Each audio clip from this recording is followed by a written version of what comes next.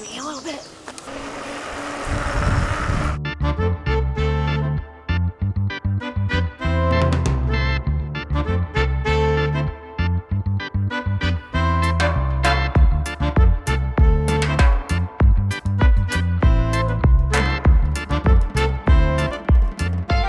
This is the Mokwheel Tor Plus electric fat bike. It features a 7-speed drivetrain with a battery integrated into the frame. It has an adjustable stem along with a front suspension fork and big fat 26 by 4-inch tires. It has mechanical disc brakes along with 5 speed modes displayed here on the large screen. Towards the back of the bike, there's a big soft seat, a sturdy rack, and fenders to keep you clean. In this video, I'm going to test it out on and off-road to see how it holds up. Alright, I've ridden around enough to get a feel for it, and it seems like it should be able to handle our mountain bike trails, so I'm going to head into the woods, but first I gotta hit this wood chip berm.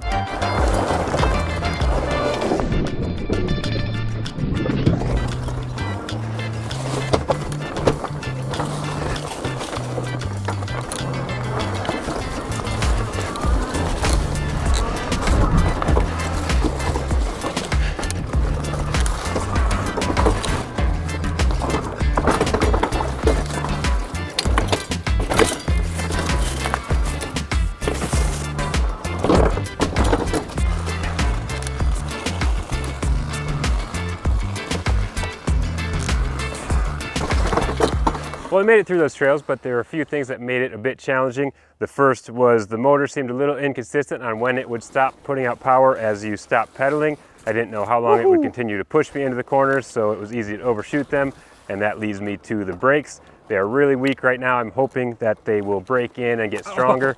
It was also a little bit clunky on jumping off some of the logs and going through the rocks, and I could hear some chain skipping in the back. But now we're in the trials area. I'm going to try some more technical steps to see if it will hold up to that. Got a nice technical one here, a little step up the climb, and it gets real tight. Oh, I didn't want to go there, but I'm here. Couldn't hop it out. Oh no. I was waiting for the power and it didn't quite kick in. Oh, God. Proving to be difficult.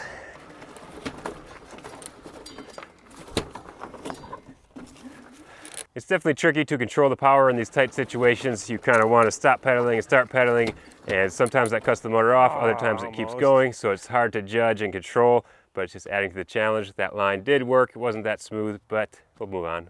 This should be a good power test here. Oh, look at, oh no. So, felt like I had it there, and then the motor cut out. I was trying to put power to the pedals, but I must have been going too slow, so it stopped and almost shot me back. There we go. This looks like a good trials test right here. Should go. Oh, easy, but then I had no power. I just used the throttle that time.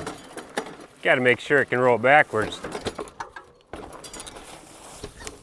Ah, it can, but it's hard to get the power going to get out of it.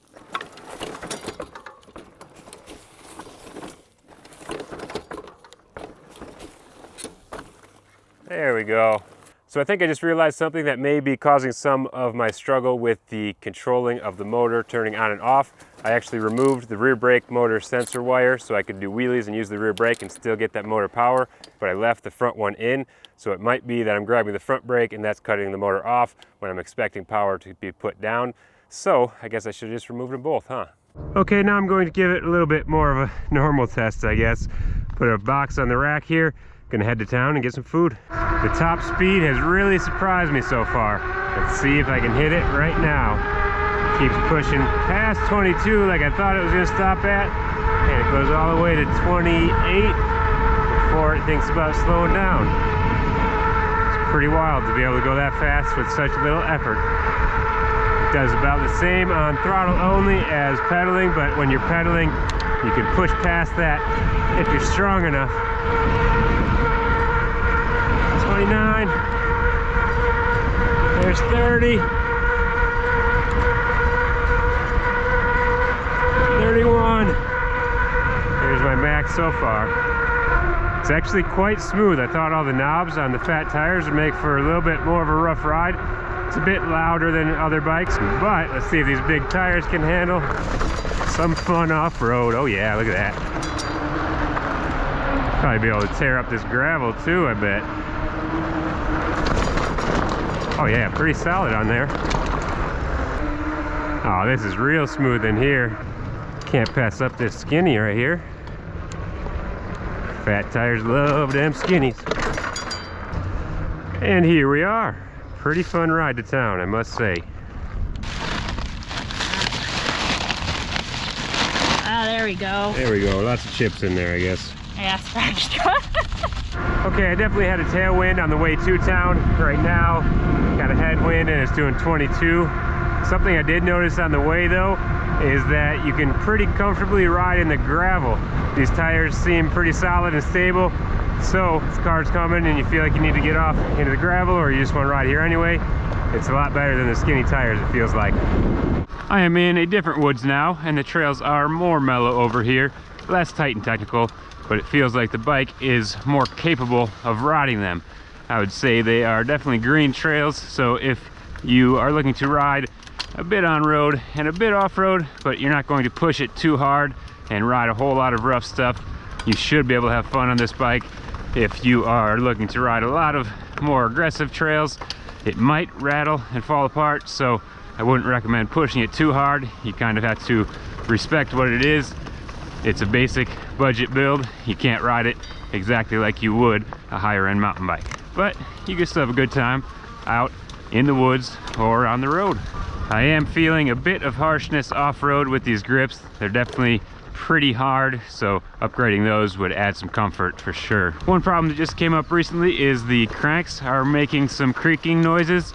I did try to tighten them, but it didn't help all that much. I'm not sure if you'll be able to hear it on the video, but each crank, if I put a bit of effort into it, they start to creak.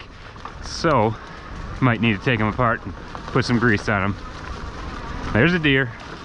I'm hoping some grease will quiet them down and they are not getting worn out already. I'll try to get a close-up of the cranks so you can hear the noise they make. Well, I had a lot of fun riding this bike, but it was a little bit less capable off-road than I had hoped. The big fat tires definitely added some comfort and stability, so I really thought it would be able to handle more, but the weight was definitely noticeable and a few of the other components held it back as well.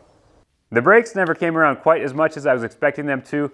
The heavy tires and wheels definitely don't help when you add in the weight of the battery and motor. It's a lot of mass to stop, and it would be expecting quite a bit to be able to stop as well as I would want to. I'm used to very strong, powerful brakes, so I'm a bit picky there, and it's hard for me to get used to weak brakes like these. But for most people, in most normal commuting situations, they're probably going to be good enough. The fork was another weak point for me. I bottomed it out a few times and it made some pretty unpleasant noises, and I've actually noticed that the lockout function no longer works, so something got a little bit messed up in there, and that definitely held me back from pushing it any harder. I also noticed a bit of flex and creaking up in the stem area. Little things like that tend to make me think twice before I push it too hard. Another thing that holds it back off-road is the gearing. It is geared very high for top speed on-road, but it doesn't give you a low gear for climbing hills, and the motor can only do so much. My wife is 5'4", and while she enjoyed the speed of this bike, as well as the fat tires off-road, she struggled a bit with the size, the brakes, and managing the power on tighter trails. She still had fun riding it, but I think if it was a bit smaller, she would enjoy it more.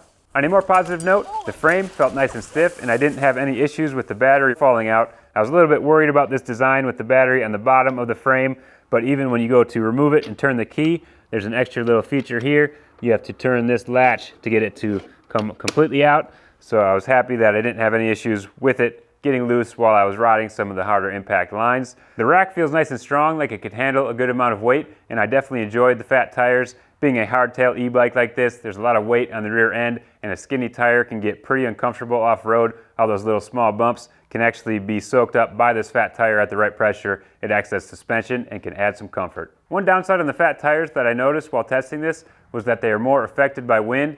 If you have a headwind, the top speed goes down quite a bit. They just don't cut through the wind as well. I would imagine that the battery life can also be affected, but I have not done a range test just yet. It's nice that it comes with some tools, a pump, and even some spare brake pads. Maybe I'll throw those in and see if it makes them stronger. Well, I'm going to keep riding this bike to see how it holds up. This does make me want a real electric mountain bike even more, but hopefully this will hold me over until I get one, or maybe I'll keep it around anyway.